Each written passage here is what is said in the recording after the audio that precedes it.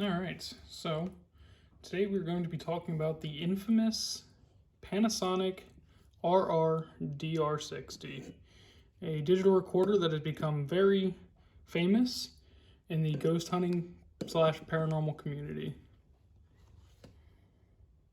Before I start going over everything, I just want to make note that I'm not here to debate whether this digital recorder works or not within the paranormal field.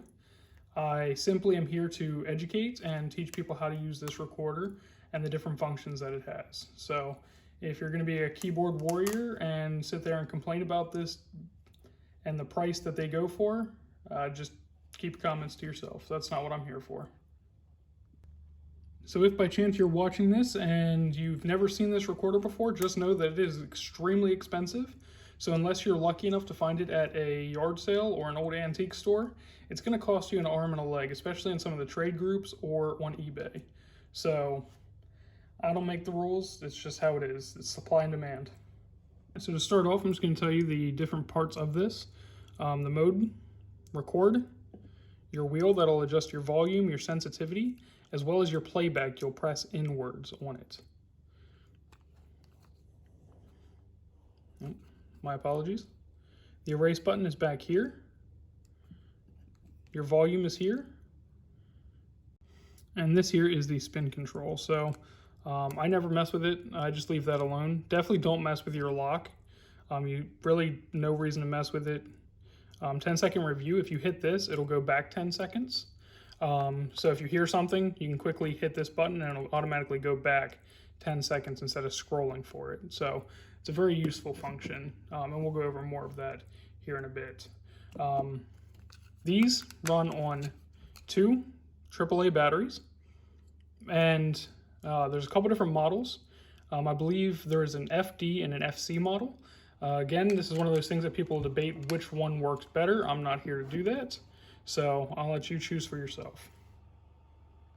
So one thing to note about the Panasonic RR-DR60 is the port. These were made at a different time, so much like the Panabox video, this runs on a 2.5 millimeter mono port. This is not your typical aux cord that you would just plug it in and go. So if you wish to take off audio from this, there's 2 different ways to do it. I'm not going to make a video on that. My friend made one for me, so I'll drop that in the comments. So thank you, Shawn from Seekers of Spirits. He'll go over everything you need to know about taking audio off of these recorders. Also know that the internal memory or the internal battery or memory in these is not very good. So there's a chance that when you take your batteries out, that after 10 seconds or so, that your recordings will be deleted. So I would make sure that you get anything off of it that you need before proceeding to turn it off, change your batteries, etc.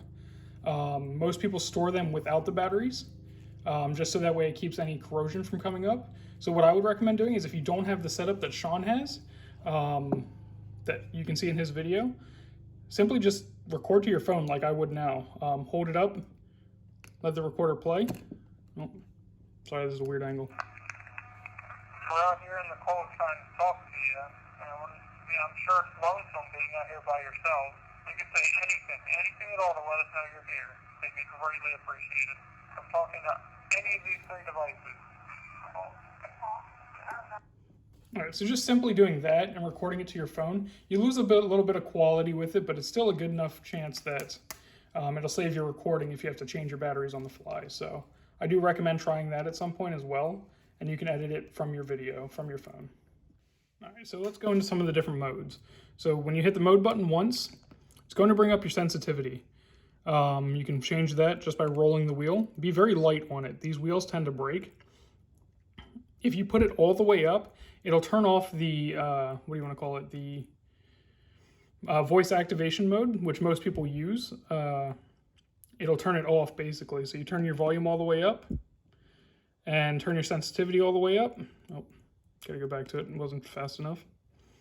Simply press in. Now your sensitivity is all the way up. That's not what I do. I enjoy the voice activation. So I will keep it at about a 3. And I will scroll, there we go, and I'll scroll my volume back just a little bit so that way it doesn't pick up on the really loud hum in there whenever you're recording.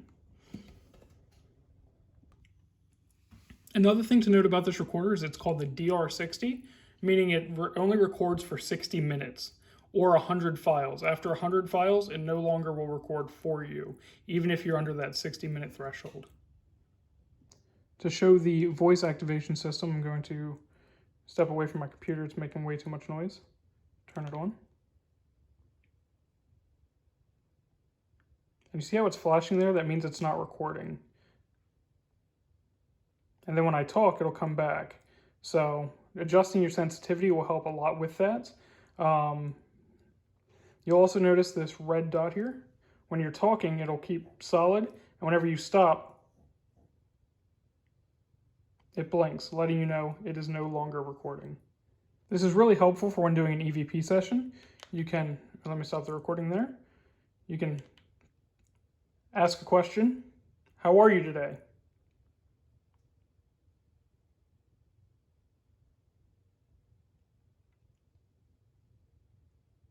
Where are you from? Turn it off. Play it back. Ask a question. How are you today? Where are you from? So there was no response there, allowing the recorder to skip to the next time it heard something, allowing you to find those voices in between. It'll skip out all that blank space if it doesn't hear anything. To erase recordings, press in the button on the top. It'll begin flashing, and then press it again.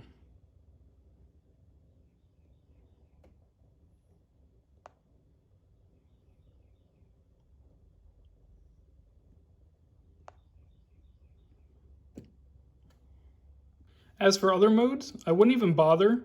Your date is never going to stay. Your time is never going to stay. There's no point in messing with them. So as for the function of that, I would just let it go. There's no point in doing it. So whenever you start a recording, let me go back to one of my old recordings. I have no idea what's on here, so bear with me.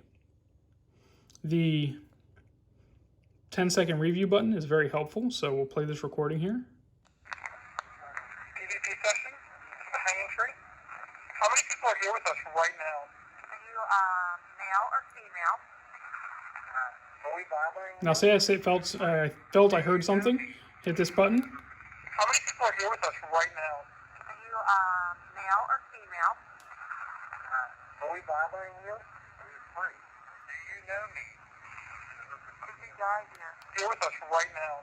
Are you male or female? And it's as easy as that. Are we bothering? Stop the recording, just press in. Again, be very careful with these. They're very sensitive and break often. I think that just about does it for the functions of the Panasonic RR-DR60. If you'd like a video on different methods on how to use the recorder, I can have some friends help me with that as well, on how they use the recorder versus how I use a recorder, or how you see it used on TV.